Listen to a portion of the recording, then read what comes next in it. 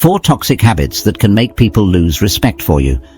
Habit number 1. Gossiping. Let's get real about gossiping. It's one of those habits that almost everyone indulges in, but no one wants to admit to. I used to be a huge gossip, and it took a lot of painful lessons to realize just how damaging it was.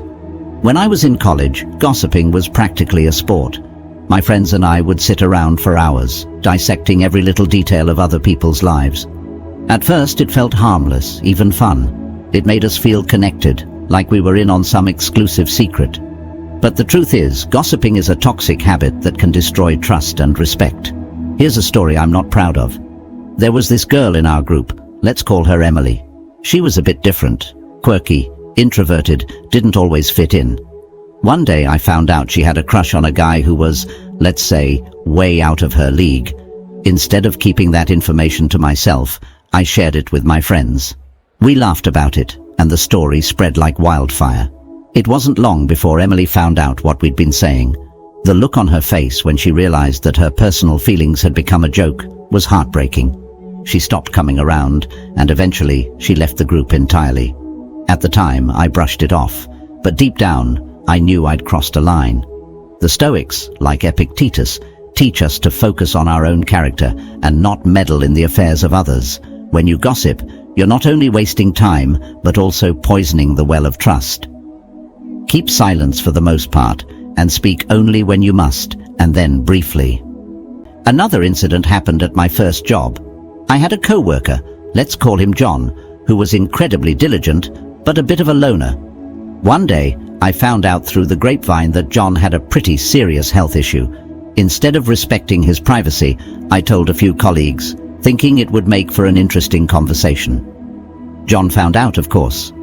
He confronted me, not angrily, but with a look of deep hurt and disappointment. He told me that he trusted me with that information, thinking I would be discreet. From that day on, our working relationship was never the same. I had lost his respect and trust, and it was entirely my fault. This experience taught me a critical lesson: respect other people's privacy. Everyone has their battles and vulnerabilities.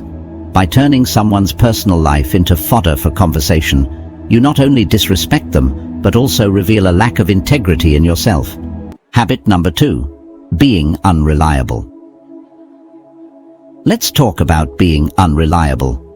This one hits home for a lot of people, and it's a habit that can seriously erode respect. Reliability is foundational to any relationship, whether personal or professional. If people can't count on you, they'll quickly lose respect for you. I've got a personal story about this. In my early 20s, I was known among my friends as the flaky one.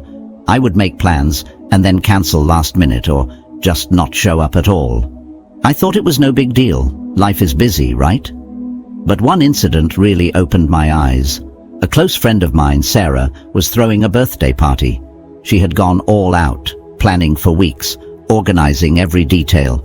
I promised I'd be there, but on the day of the party, I got caught up in something else and decided not to go. I didn't even bother to let her know until hours after the event had started.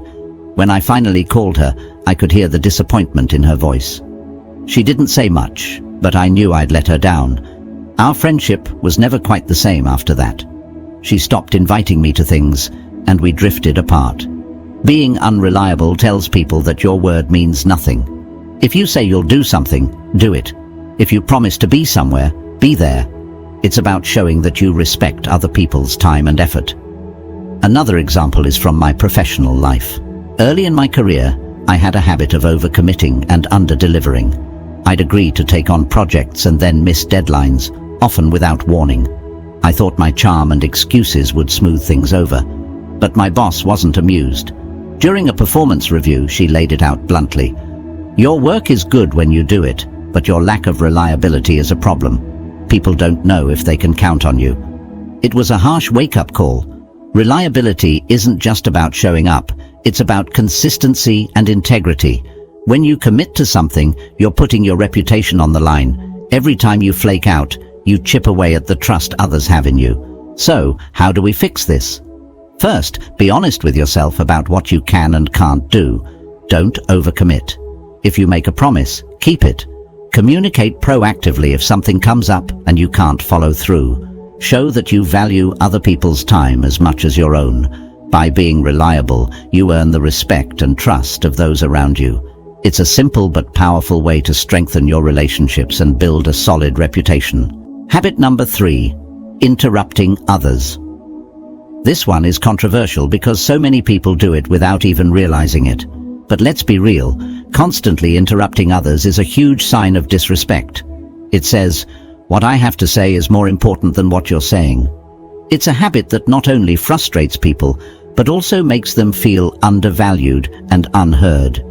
I used to be a chronic interrupter. I thought it showed enthusiasm and intelligence, but in reality, it showed a lack of respect and patience. Here's a personal story that drove this point home for me. In one of my early jobs, I was part of a team that had weekly brainstorming sessions. I was eager to impress, so I'd constantly jump in with my ideas, often cutting people off mid-sentence. I thought I was being proactive, but my co-workers saw it differently.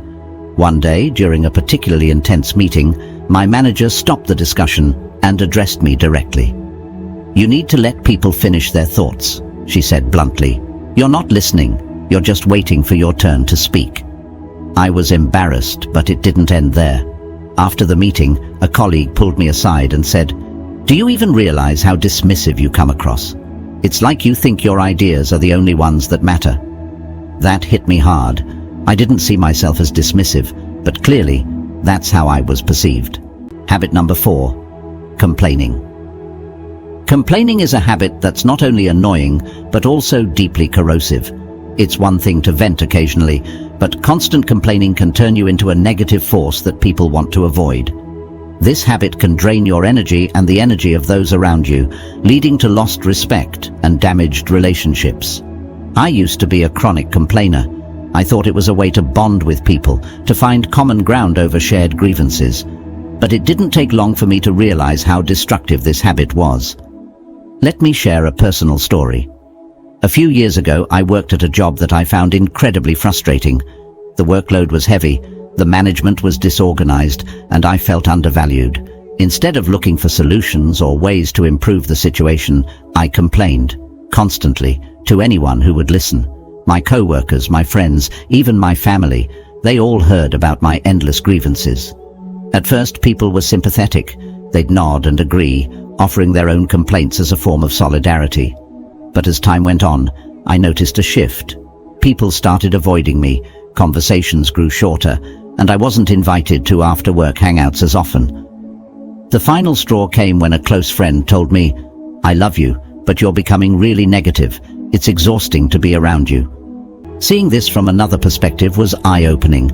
It made me realize how my own complaining had likely affected those around me in similar ways. I decided to take a different approach. I started practicing gratitude and focusing on solutions. Instead of complaining about my job, I began identifying specific issues and looking for ways to address them. If I felt undervalued, I sought feedback on how I could improve and made a case for a raise. When management was disorganized, I took the initiative to streamline processes within my control. It wasn't easy, and it didn't change overnight, but the results were significant. People noticed my shift in attitude, my relationships improved, and I started earning back the respect I'd lost. I became someone people wanted to work with and be around, rather than someone they avoided. Thank you for watching.